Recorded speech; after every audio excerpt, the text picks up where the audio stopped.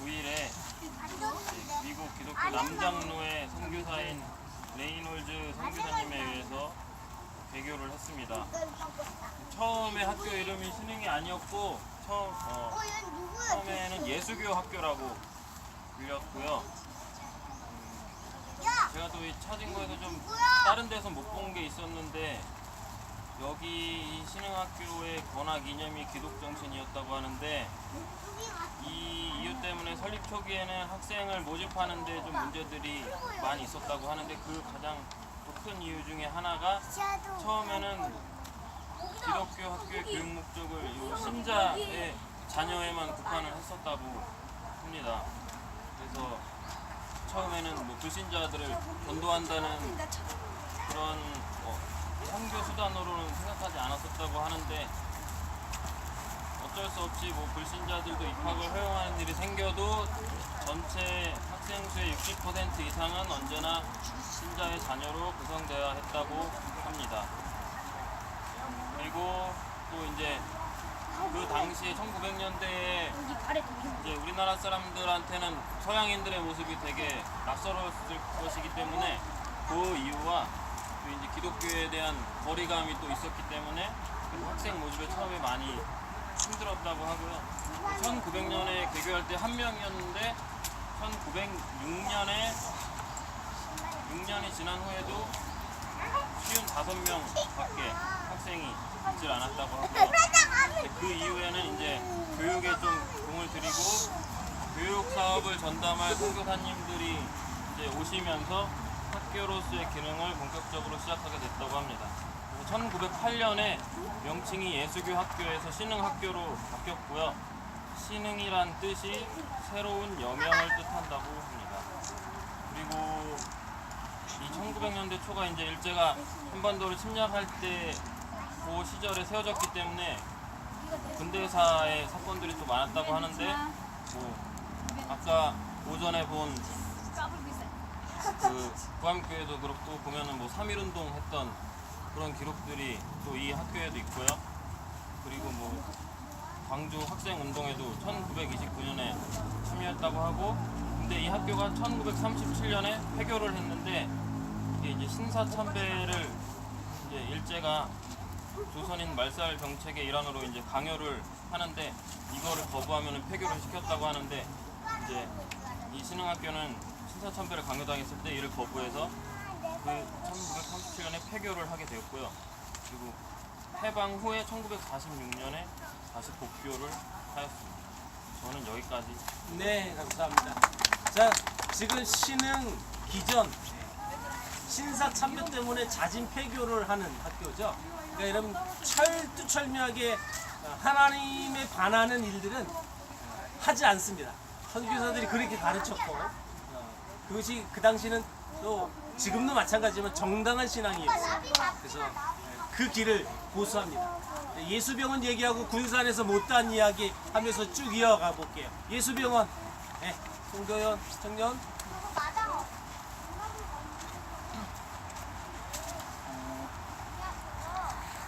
예수병원은 1897년 7월 8일 남부 캐롤라이나주 로킬 제1장로교회에서 파송된 마틴 잉골드 선교사님이 4개월에 걸친 험난한 항해 끝에 전주에 도착해 은송리에서 조그만 집 한 채를 구입하여 어린이와 여자아이들을 진료한 것이 예수병원의 전신입니다. 그 후 1902년 하위령 선교사에 의해 최초의 서양식 건물로 완공이 됐고 그 후로부터 꾸준한 진료와 봉사로 한국을 섬겼다고 합니다. 안타깝게도 1935년에 화재로 건물이 소실되었으나 전주 지역 교인들의 정성어린 후원에 힘입어 그 해 12월에 바로 다시 예수병원을 재건했고 예수병원은 일제 치하에 있던 1940년에 신사참배 거부 문제로 8년 동안 문을 닫게 되는 부분과 1950년 한국전쟁으로 임시 폐원하게 되는 풍성을 겪기도 하였으나 1947년 부임했던 구 바울 원장이 잠자던 병원을 일으켜 세워 1948년에 45병상 규모로 예수병원을 다시 새롭게 세웠으며 또 의료교육이 활발하지 못했던 당시에 1949년에 최초로 한국에 인턴 제도를 도입하여 의사를 교육하고 또 간호사를 양성하기 위한 간호학교도 설립하였습니다. 예수병원이란 이름은 원래 맨 처음에 한문 표기인 야소병원에서 한글 발음인 예수병원으로 바뀌면서 지금의 예수병원으로. 네, 감사합니다. 여기 예수병원인데 원래 자리는 여기가 아니라 제 요 손가락 방향 저쪽 방향이었어요. 은성리라는 곳은 저쪽이에요. 서문교회도 그러니까 이 호남의 최초의 교회도 은성리예요. 그러니까 여기가 아니에요. 요 타운이 아니고 옮긴 겁니다. 자, 근데 예수병원, 야소병원 이라고 그랬는데, 자 원래 이름은 영어 이름이었어요. 영어 이름. 프레스테리안 메디컬 센터. 프레스테리안 메디컬 센터. 근데 여러분 지금도 우리가 발음하기 어려워요. 그렇죠? 근데 우리 전주 분들이 그랬다는 거예요. 너 어디 가냐? 그랬더니 이게 지금 전주 사투리예요. 어디 가냐? 병원. 병원이 아니야. 병원. 무언병원. 그 거시기 하다가 끝나요. 어려운. 발음이 안 돼 진짜. 그래서 이분들이 이 병원을 설명하기 위해서 이렇게 불렀다는 거예요. 예수쟁이들이 세운 병원. 예수쟁이. 여러분 이게 이제 야소예요, 야소. 그러니까 그렇게 불렀던 병원인데 이름이 그렇게 예수병으로 바뀐 거죠. 자, 여러분 이 병원은 한국에서 최초로 시도한 거 많아요. 자, 우리 성도연 청년이 발표한 것 중에 기억나는 게 뭐였어요? 제일 먼저 했던 거. 인턴 과정. 또 신식 건물 1970년에 70년인가 1년인가 최신식의 건물을 지은 거예요, 사실. 그래서 자료는 이렇더라고요. 그 당시 서울 이남에 최초로 엘리베이터가 있는 병원. 그렇게 자료가 나와요. 그 당시는 엘리베이터 있는 게 너무 신기했던 시대니까. 한강에는 최초의 엘리베이터가 있는 병원. 이 병원은요 마티 잉골드라는 선교사님 모셔서 세웠다 그랬어요. 마티 잉골드. 자, 이 마티 잉골드란 선교사하고 새의덕 테이트 선교사하고 결혼한다 그랬습니다. 자, 이 이야기하면서 병원 이야기를 이어갑니다. 사실 이 두 남녀는 결혼 정년기를 다 놓치고 한국에 오신 선교사들이에요. 그러니까 나이가 많아요. 그러니까 이 여자는 당시 거의 40이 다 돼서 결혼하셨고 테이트는 40이 넘어서 결혼하셨어요. 그러니까 지금도 늦은 나이인데 그 당시는 진짜 늦은 나이예요. 실제로 이 나이는 할아버지 할머니 나이예요. 이 시대는요. 맞아요. 그래서 우리 문화가 있어요. 그 나이 또록 결혼을 못했다. 당시 우리 문화는 저주받은 여자예요. 이렇게. 그러니까 여러분 34살인데 결혼도 못했다. 그럼 전주분들이 그 얘기 듣고 혀를 찹니다. 결혼도 못했다. 그래서 어느 한 분이 이랬대요. 이 마틴 잉골드에게 내가 미국에 나이 많은 총각을 하나 알고 있는데 소개해 줄까요? 그분이 누구냐? 테이트였어. 테이트에겐 이랬대. 내가 나이 많은 미국 여자를 하나 알고 있는데 소개해 줄까요? 근데 여러분 이 두 분이 모르고 있을까요? 알고 있죠? 한 타운에서 선교사들이 다 사역하기 때문에 모를 수 없어요. 이걸 다 아는데 그럼에도 불구하고 이 사건 때문에 결혼하신 거예요. 여러분 늦은 나이에 했다 그랬죠? 딸이 결혼해서 딸을 낳았어요. 바로 죽어요. 지금 여기 묻혀 있어요. 들어와서 보세요. 여러분 이 딸을 잃고 나서 더 이상 아이가 생기지 않습니다. 나이 때문에. 그래서 이 마틴 골드는 남편이었던 테이트 선교사한테 늘 이런 식으로 반응했대. 그러니까 완전히 조선 여자의 마인드처럼 여보 내가 나이가 많아서 아이를 가질 수 없어 미안해. 여러분 이 문화는 완전 조선 여자 문화인데 미국 여자 선교사가 이렇게 반응해요. 그러면 여러분 이 남자는 부인이 조선 마인드를 반응했다면 남자도 이런 조선 마인드를 반응하면 그렇지? 이랬을 텐데 이분은 또 서양 마인드. 이분은 이랬다는 거예요. 그리고 우리 육적인 자녀는 없지만 우리의 영적인 자녀가 이 전주에 얼마나 많은데 걱정하지 말라고 그렇게 이 아내를 위로했던 남편이에요. 그래서 이후로 여러분 실제로 아이 생기지도 않고 둘이 사역을 다 마치고 나서 미국 가서 둘 다 돌아가십니다. 그래서 두 분은 이 땅에 묻히지 않습니다. 딸만 여기 묻혀 있는 거예요. 자, 그래서 여러분 이렇게 출입구에서 들어오세요.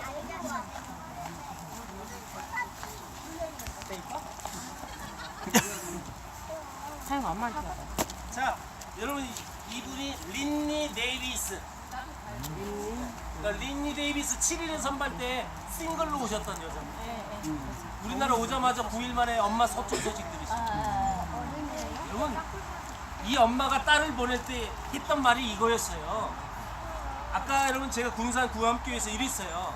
너 엄마 걱정하지 마. 빨리 가라. 우리가 이 땅에서 다시 못 만나도 천국에서 만날 수 있어요. 그래서 이 딸을 제일 먼저 보내고. 여러분 이 딸이 실제로 조선에 와서 엄마 소천 소식 들었을 때 이분이 기도할 수 있는 내용은 당연한 거예요. 이건 어쩔 수가 없어요. 천국 가서 엄마 만나요. 안타깝게 천국이 3년도에 돌아가셔서 군산에 묻혔던 선교사지만 이쪽으로 다 묘지를 옮겼어요. 자, 요 가운데 보세요. 윌리엄 전킨, 전 위령 선교사님 그 밑에 여러분 그 밑에 세 개의 돌멩이가 있어요. 보세요. 애들 3개? 장창호 지사님 애들 이름이 뭐였죠? 시드니, 조지 큰아들 조지, 프란시스, 후계자 났어 이제. 조지, 프란시스, 시드니 이렇게 적혀 있어요. 여기 이따가 나중에 보세요. 이게 비석이 너무 오래돼서 지금 다 거의 다 부식이 됐어. 저긴가 본데 이 형이 있는 것 같은데.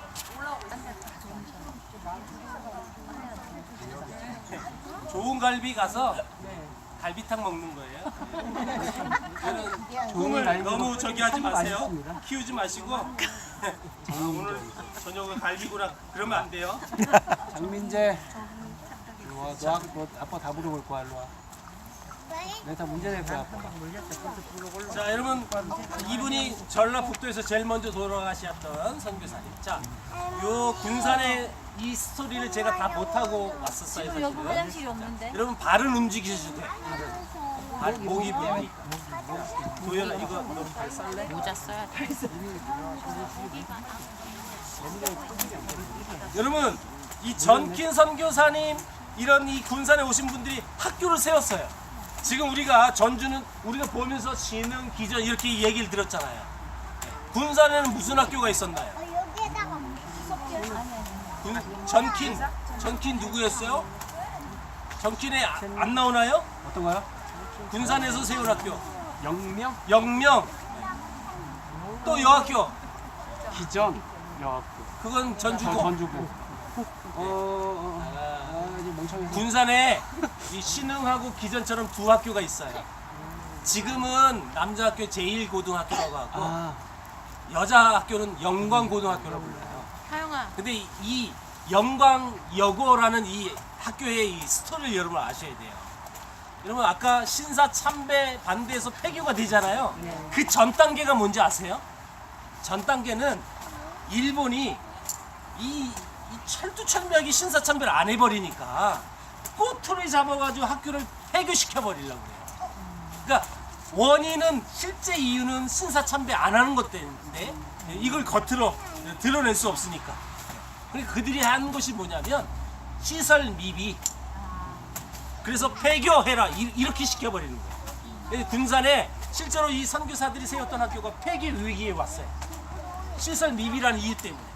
근데 이걸로 여러분 폐교하기 너무 억울하고 또 이 아이들의 그 미래가 또 너무너무 이제 불투명해지니까 선교사들이 미국 본교에다가 여러분 편지를 보내는 거예요.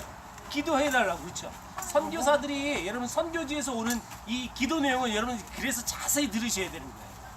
이 필드에서의 안타까운 현실들을 고스란히 여러분 편지 써요. 내용이 뭐냐? 폐교에 유기했습니다. 기도해 주세요. 이유는 시설 미비랍니다. 그러면 이런 폐교 안 당하려면 어떻게 해야 됩니까? 생각해보세요. 시설을 보충해야죠. 근데 그러면 이 말은 기도해 주세요라는 그 의미는 헌금도 해주세요 그 뜻이에요. 이게 본 의미는 또 이걸 오해하지 마시고 또 우리 한국교회 성도들은 또 이걸 굉장히 오해해서 저거 또 헌금 달라는 뜻이네 뭐 이렇게 자기 스스로 막 해석해서 평가해 버리는데 이건 나쁜 자세고 실질적으로 지금 이 선교지 절실한 것이 무엇인지 알게 되는 거죠. 그래서 이 기도 편지 듣고 한 가정이 목사님 통해서 또 들었겠죠. 그분은 헌금을 하고 싶은데 그 조선 땅에 헌금할 수 있는 이 가난한 집안이라 돈이 없었던 거예요. 그거 어떻게 해요? 헌금하고 싶어도 할 수 없으니 금식을 하게 수밖에 없는 거예요. 내가 지금 모아서 헌금할 수 있는 돈은 없으니까 굶자 금식하면서 이걸 모아서 헌금하자. 그래서 이 부모가 아침을 먹지 않아요. 그건 하루도 아니고 며칠씩 안 먹으니까 자녀들이 궁금했겠죠. 왜 식사 안 하시냐고.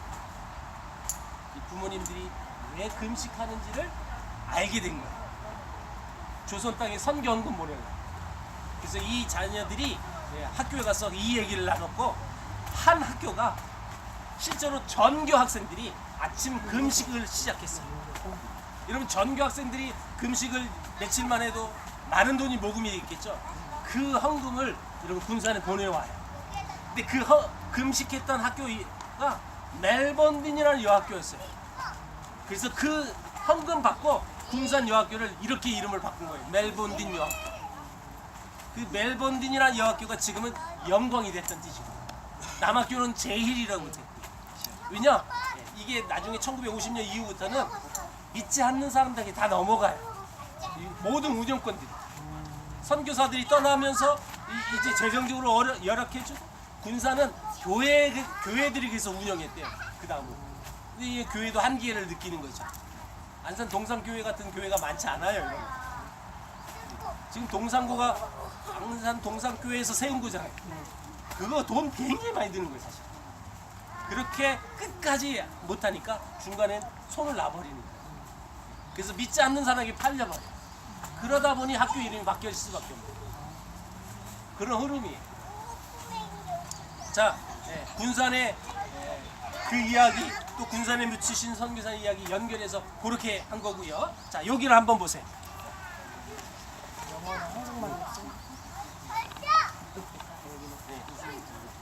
뭐 영어 오셨어요. 자, 환영합니다. 이 신사님, 이영희사님.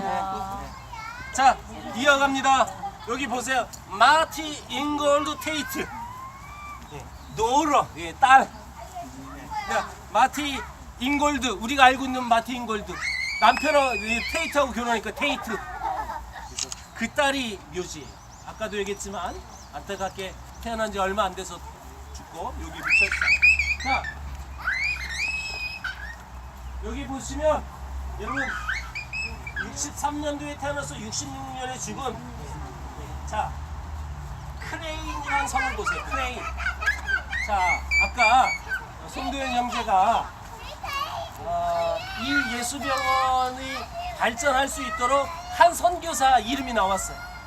누구였어요? 송도현.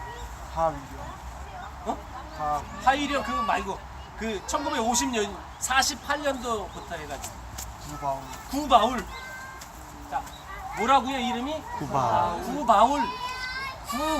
구시예요. 구시가 크레인이에요. 크레인이라는 성을 구시로 부른 거예요. 근데 그분의 이름이 폴 크레인. 폴은 바울이에요. 바울. 영어로 우리가 성경엔 바울이라고 읽지만 영어는 폴이거든요. 폴. 그래서 폴 크레인 그분의 아들이에요. 근데 이 아버지, 이 병원을 열심히 세웠던 이 아버지 폴 크레인, 이분도 MK였네 보니까. 아버지가 순천 선교사였어요. 그래서 요 가족 이야기는 광주에 묻혀서 광주에서 내일 할 거고요. 자, 이 순천에서 태어나고 자랐던 이 폴 크레인 구바울은 여러분 의사가 돼서 한국에 다시 온 거예요. 여러분 이 폴 크레인이 예수병원 원장이었고요. 자, 이분이 한국 재임 기간에 이런 일이 벌어져요. 1964년도에 9살 난 소녀가 응급으로 병원에 실려온 거예요. 근데 이 아이 상태가 어떤 상태냐? 몸은 빼짝 말랐어요. 그리고 배만 푹 튀어나왔어. 검진해 본 결과 기생충이 가득 찬 거예요. 그래서 선교사들이 그걸 배를 째서 빨리 기생충을 빼내야 그 아이가 빨리 살 수 있으니까 빼낸 거예요. 그리고 선교사들이 쉬어봤어요. 몇 마리가 나오는지를.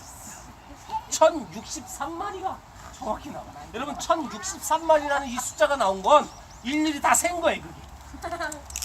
그게 사진이 있어요. 그 아이가 누워있는데 이렇게 싸놨어요. 그러면 요 밑에 주차장에 의학박물관이 있는데 공휴일은 휴무라 우리가 못 갔는데 거기 사진 있어요. 이거 보면 오늘 갈비 못 먹어. 진짜 징그러. 근데 그 아이가 2주일 만에 실제 죽어요. 이 폴 크레인이 그걸 다 목격하는 거예요. 이 폴 크레인 선교사님이 그래서 이 사실을 우리 정부에게 알립니다. 그리고 이 사건 때문에 우리 한국에서 이런 일이 벌어지는 거예요. 구충사육. 그래서 여러분 구충사육은 너무 어려워. 쉽게 얘기할게요. 여러분 학교 다닐 때 체변봉투 내는 거. 여러분 자기 똥을 퍼서 학교에 내는 거 기억나세요? 네. 안 해본 사람만 손들어. 안 해본 사람. 어린 것들은 다 못 해봤어요. 우리 교회는 이제 중간 청년이 많이 없어서 33살로 기준합니다.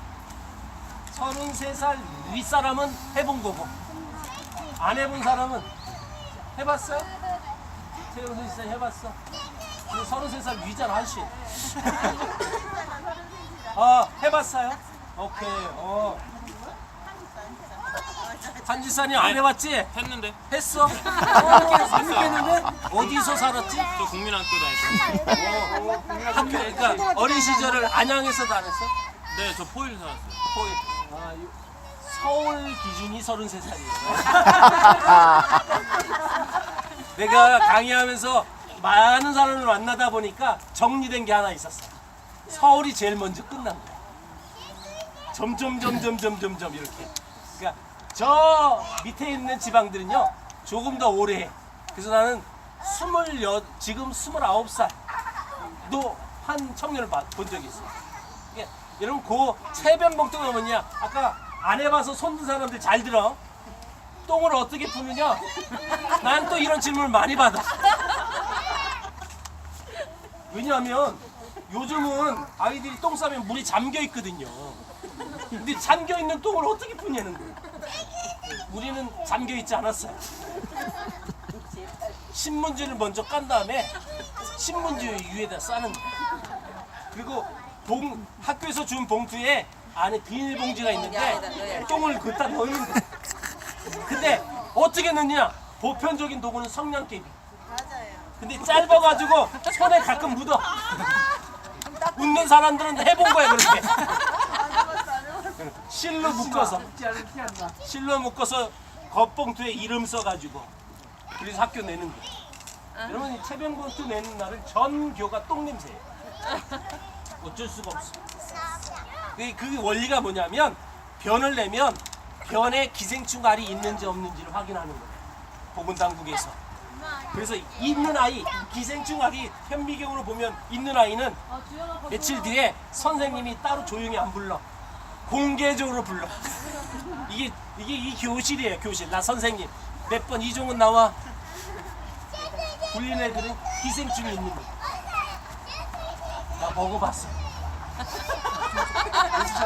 얼마나 쪽팔린지 몰라. 왜냐면 전반 아이들이 다 보는데 되게 창피한 거야. 우린 인권 그런 거 없었어요. 진짜 개무시.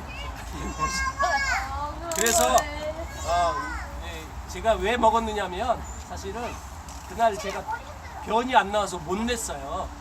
근데 그날까지 안 내면 우리 또 죽도록 맞아.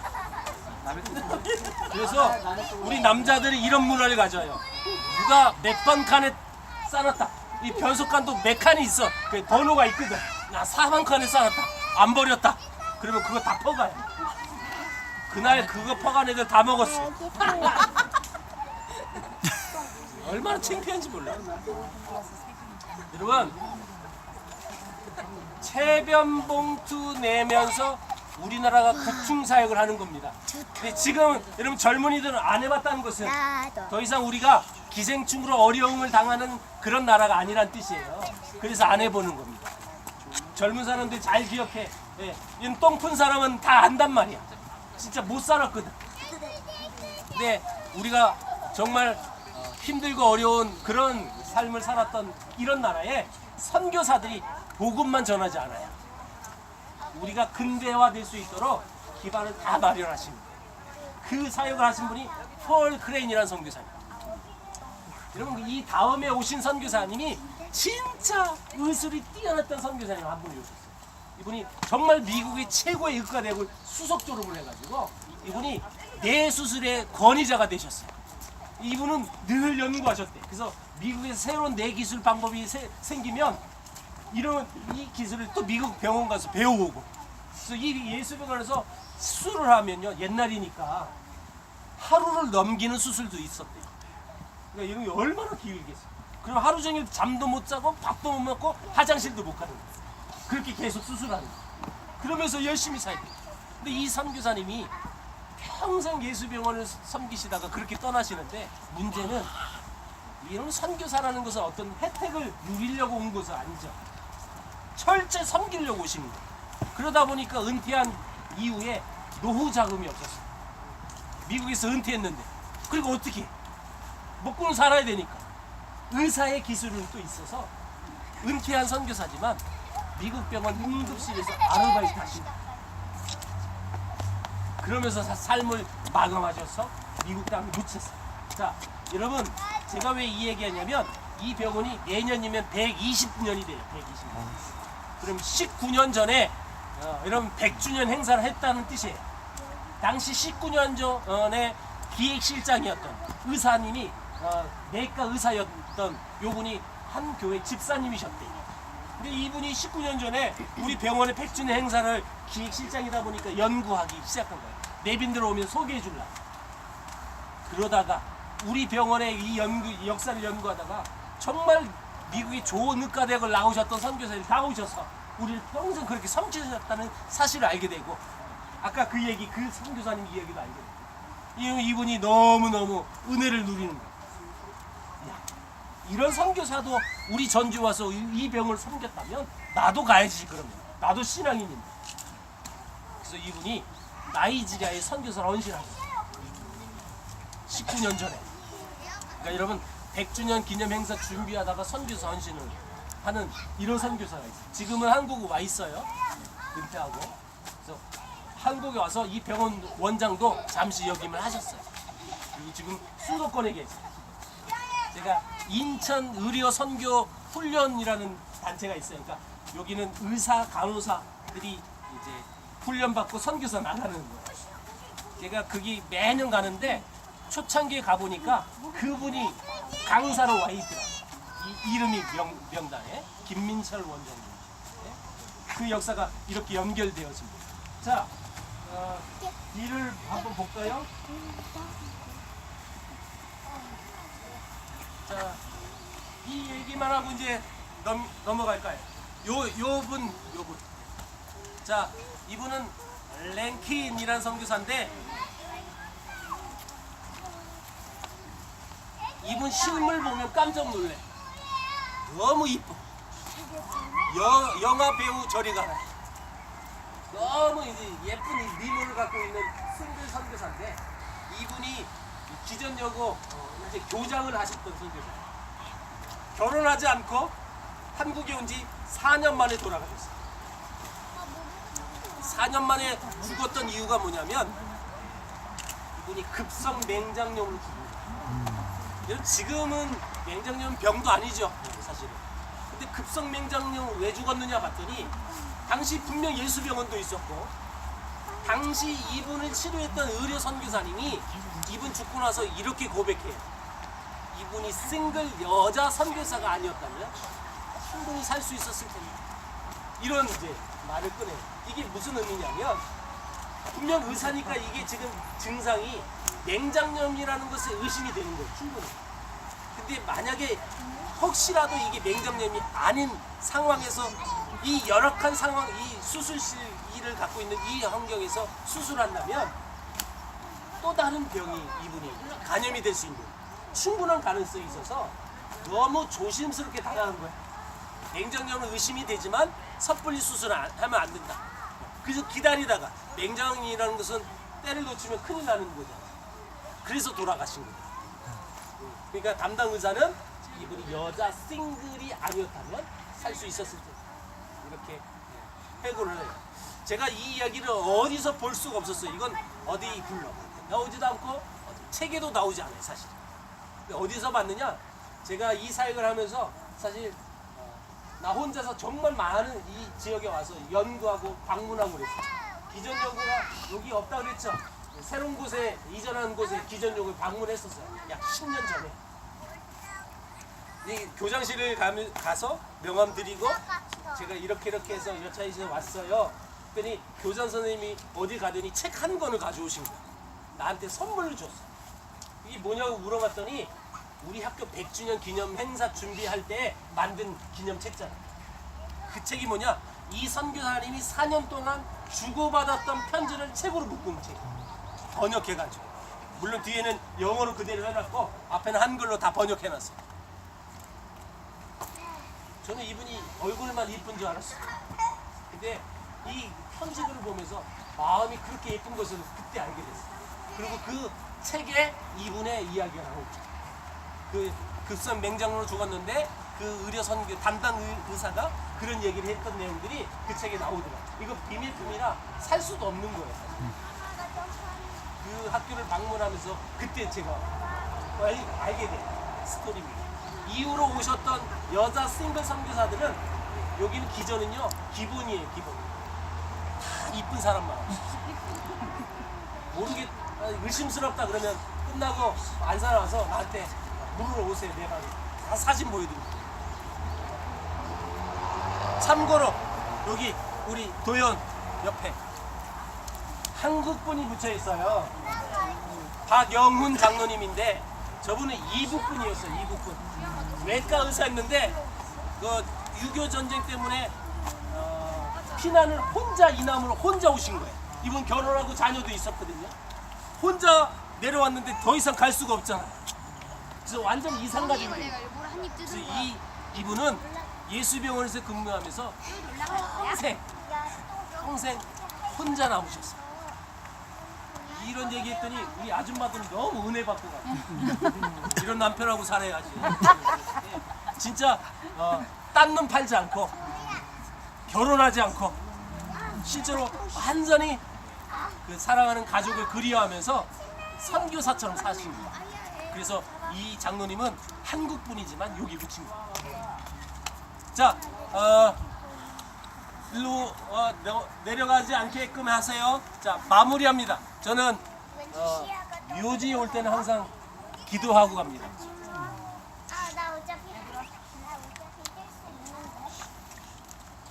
지루하지 않으려고 중간에 웃음을 느끼는 했지만 여러분 이 선교사의 묘지에 왔을 때 항상 우리의 마음은 숙연해질 수밖에 없습니다. 이영만리 참 어떤 연고도 없는 얼굴도 모르고 이름도 모르는 그들을 섬기려고 자기들이 누릴 수 있었던 모든 조건을 다 포기하고 온 거예요. 여러분 왜 100주년 행사 준비하다가 왜 그 내과 의사가 왜 헌신할까요? 이유는 단 한 가지입니다. 너무 그 정신이 고결했던 거예요. 그걸 발견한 거죠. 이분은. 그래서 이 선교사님들의 이야기만 제대로 알아도 선교가 뭔지를 알게 되는 거고 그래서 이 이야기를 통해서 선교사로 실제로 많이 반응합니다. 여러분들이 섬기고 있는 교회 담임 목사도 그 사역을 하는 사람이고요. 저는 모든 팀을 데려올 때 묘지에서 기도를 하고 돌아가요. 여러분 한번 다 같이 눈을 감고 발은 굴려도 됩니다. 모기 때문에 물리지 않으려고 발 굴려도 상관없어요. 그러나 내 마음은 오직 이것에 한번 집중해 보십시오. 이들이 이 땅에 왜 왔을까? 그러면서 수많은 아픔, 시련, 고난들을 당하면서 사랑하는 가족을 묻으면서까지 이 땅에 와서 이런 고생들을 하고 갔습니다. 그들의 시신들이 묻혀 있는 묘지에 와 있습니다. 우리는 지금 추석 명절 이후에 이렇게 연휴를 끼고 우리 교회가 아울리치를 왔는데 이들의 후손은 이 성묘를 한 번도 오지 않았습니다. 저는 이 묘지에 올라오면서 제가 묵상하면서 왔던 마음이 그거였습니다.